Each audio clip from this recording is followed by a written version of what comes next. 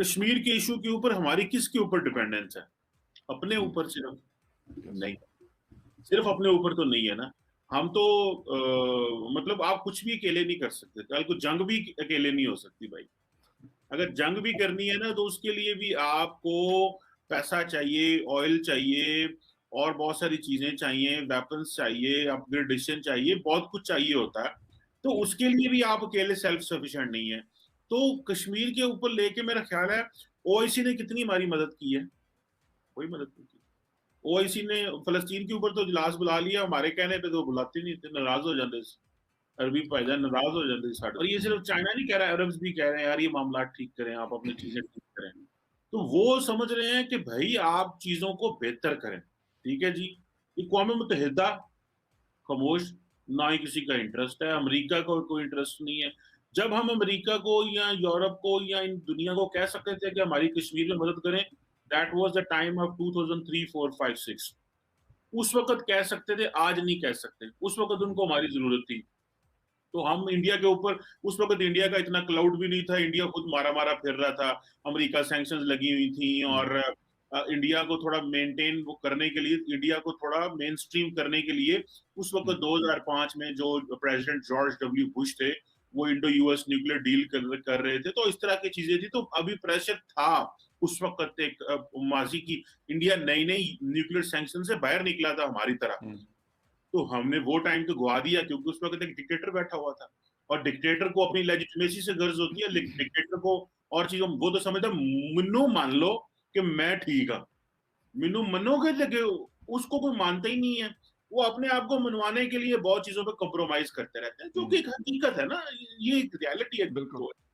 सो कश्मीर के ऊपर आके फिर उन्होंने कहा जी 370 को खत्म कर दो। ये जी खैर है, कोई गल नहीं, 35 ये हमारे लिए प्रॉब्लम है।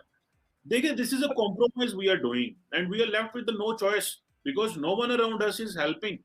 और अच्छा, हमारे इसका जी जी इसका मतलब है कि हम अपनी डिप्लोमेसी को हमने मतलब पिछले 10-15 सालों में हम बहुत पीछे गए अपनी डिप्लोमेसी में, बाकी चीज़ों में भी हम बहुत ज़्यादा बैक गए, लेकिन डिप्लोमेसी लगता है कि हमारी बहुत ज़्यादा जो है वो सफ़र कर रही थी और कर रही है।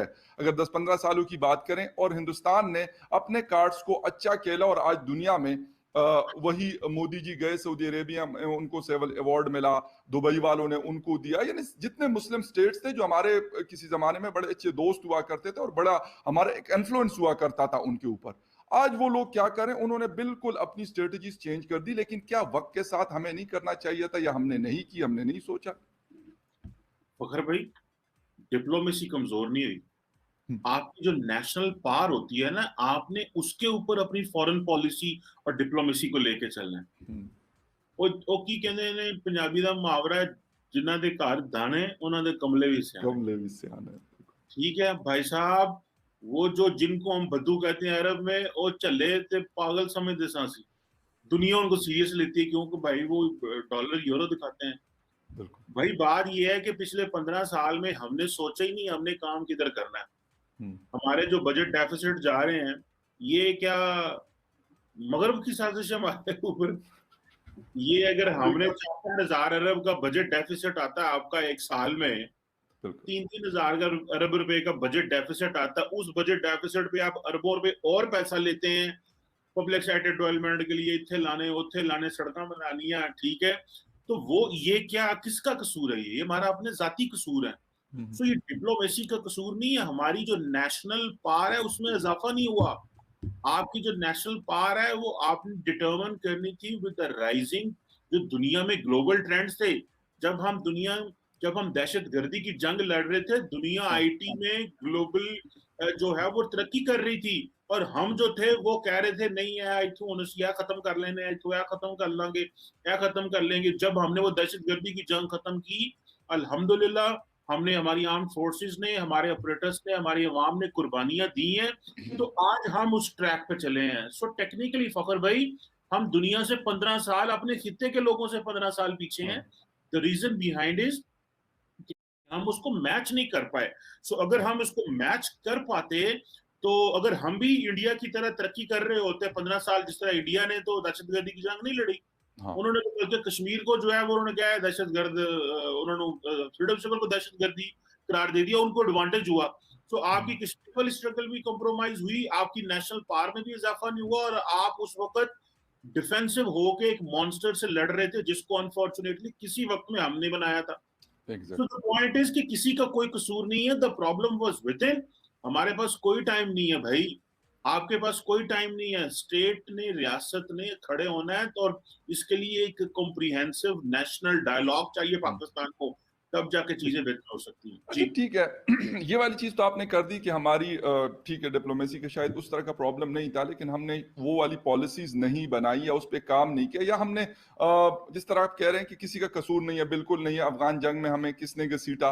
हम खुद जाके गए और जहाज भर भर के हमने वहां पे भेजे। उसके बाद कश्मीर की अगर हम बात करते हैं, फ्रीडम के लिए काम कर रहे थे या जो भी कर रहे थे, लेकिन हमने अपना नुकसान ज्यादा किया और उनका मेरे ख्याल में उन्होंने उस चीज को अच्छा इस्तेमाल किया। आते हैं अभी इस वक्त इस रीजन में, स्पेशली पाकिस्तान में, फ्यूचर ऑफ पाकिस्तान कहा जाता है सीपेक को। लेकिन सीपेक में पिछले 3-4 सालों से, जब से इमरान खान साहब की हुकूमत आई है, उसमें लोग ये कह रहे हैं, जो एक्सपर्ट्स हैं इस फील्ड के, वो कह रहे हैं कि काफी सारी चीजें जो है वो स्लो डाउन हुई, और पिछले 3 सालों में शायद कोई, मतलब गवादर पोर्ट के ऊपर अभी एक आर्टिकल मैंने पढ़ा कि शायद 7-8% टोटल ऑपरेशनल है। जब मैंने 2018 और 2019 में विजिट खुद किया था, और वहां पे मैंने 2 इंटरव्यूज भी किए थे गवादर पोर्ट के ऊपर, तो उस वक्त वो कह रहे थे कि मतलब 6 महीने में ये हो जाएगा, वो हो जाएगा, लेकिन नहीं हो सका। फ्यूचर हम कह रहे हैं, लेकिन हम उस तरीके से कैरी सर क्यों नहीं कर रहे हैं इन चीजों को? देखिए, आपने सी पैक क्या था basically, China Pakistan economic order क्या था? चीनियों ने कहा भाई हमारा एक BRI का मंसूबा है, उसके अंदर हमने सी पैक को फिट किया है, पाकिस्तान को फायदा हो गया। अब पाकिस्तान को ये फायदा हुआ कि हमारे पास इंफ्रास्ट्रक्चर नहीं था। देखिए, किसी मुल्क ने भी तरक्की करनी होती तो सबसे पहले आपने इंफ्रास्ट्रक्चर खड़ा करना है। आपको गैस चाहिए, बिजली चाहिए, रोड चाहिए, ट्रांसपोर्टेशन चाहिए, स्विफ्ट जो है वो जिसे कहते हैं कम्युनिकेशन चाहिए। बिल्कुल पहले तो वो खड़ा करेंगे तो इंडस्ट्री लगेगी ना।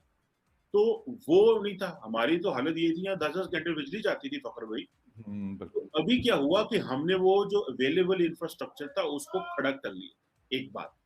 दूसरी बात क्या है? दूसरी अहम बात यह है कि अब आ गया काम इंडस्ट्री लगाने का। वो इंडस्ट्री किसने लगानी है? वो इंडस्ट्री तो हमने लगानी है ना। वो बाहर से कोई कैरेबियन से तो नहीं लोगों ने आके, या पापा न्यू गिनी से तो नहीं किसी ने आके इधर इंडस्ट्री लगानी। इंडस्ट्री तो आपके अंदर से लगनी है भाई। या बाहर के इन्वेस्टर को बुलाएंगे कि आ जाओ यहाँ पे, ठीक है, लोग आएंगे यहाँ पे, इंडस्ट्री लगाएंगे, इंडस्ट्री लगेगी तो एक्सपोर्ट होगी। इंडस्ट्री सही। दो वजह से लगेगी, यहाँ तो आपकी डोमेस्टिक कंजम्पशन हो और यहाँ एक्सपोर्ट हो। लेकिन मुझे इस चीज की समझ नहीं आती कि जो इंडस्ट्री यहाँ पे आके लगाएगा वो यहाँ से बाहर चीजें एक्सपोर्ट कैसे करेगा, अनटिल अनलेस के वो समझते हैं कि वो नियरेस्ट मार्केट्स में बेचना चाहते हैं। तो वो फखर भाई इंडस्ट्री तो वो मुल्क लगाए जहाँ पे एक अच्छा फेवरेबल एनवायरनमेंट है। कोरोना के जमाने में हमने ये चीज नोट की कि जो दुनिया की जो सप्लाई चेन थी वो किस तरह चाइना के ऊपर डिपेंडेंट थी। हाँ। चाइना ने तो अपने आप को कोरोना से बचा लिया, दुनिया नहीं बचा सकी। और चाइना ने फिर उसी अपनी स्ट्रॉन्ग सप्लाई चेन का फायदा उठाते हुए दुनिया को अंधाधुंध माल बेचा। और फिर पता चला कि यार चाइना पे डिपेंडेंट न रहे, आप इंडिया के पास भी चले जाए। तो दुनिया ने अपनी फैक्ट्रियां इंडिया में भी लगानी शुरू कर दी और शिफ्ट करना शुरू कर दिया। ऊपर से ये बाइडेन साहब ने वो जो इंडो पैसिफिक डॉक्ट्रिन ले है, जिसकी वजह से जो बहुत सारा जो फैक्ट्री है और चीजें, जो अमेरिकन बिजनेस ताइवान और इधर थे, हांगकांग चाइना में थे, उनको कहा भाई तुम सारे इंडिया चले जाओ। तो जहां पे फेवरेबल एनवायरनमेंट होता है वहां पे इंडस्ट्री लगती है। तो हमने ये दुनिया को बताना है कि यहाँ पे फेवरेबल एनवायरनमेंट है, वन। सेकंड, बड़ी अहम बात बता रहा हूँ, there is a serious reservation in the foreign investors foreign investors in Pakistan, that the Chinese are given preferential treatment in doing businesses in Pakistan. ये मैं एक नहीं, ये मेरी फर्स्ट हैंड इंफॉर्मेशन पर आई एम टॉकिंग। चाइनीज को बहुत ज्यादा मौके दिए जाते हैं, वो जो मर्जी करें, उनके लिए टैरिफ्स भी कम है, उनकी इंडस्ट्री भी बड़ी अच्छी से इंपोर्ट हो जाती है। उनकी जो इंडस्ट्री का इक्विपमेंट आना, उसके ऊपर भी आप टैरिफ नहीं लगाते। सो ठीक है जी। हमारा क्या है, हमें वो माहौल को बनाना है। वो माहौल किस तरह बनेगा, वो माहौल कैसा होगा, that is what is important. अगर हमने वो इंडस्ट्री ना लगाई, फेवरेबल बिजनेस एनवायरनमेंट ना दिया, इंटरनेशनल इन्वेस्टर को ना लेके आए, पाकिस्तानी इन्वेस्टर को ये मजीद मजबूर ना किया, कि वो इनोवेशन में आए और नई जो ग्लोबल ट्रेंड्स हैं, जो नई ग्लोबल रियलिटीज हैं आईटी में या और जो बहुत सारी चीजें हैं आर्टिफिशियल इंटेलिजेंस में, यहाँ पे इन्वेस्टमेंट करो और जो ट्रेडिशनल मार्केट चीजें उससे बाहर निकलो, तो आपकी ठीक सीपैक अदरवाइज कामयाब नहीं होगा।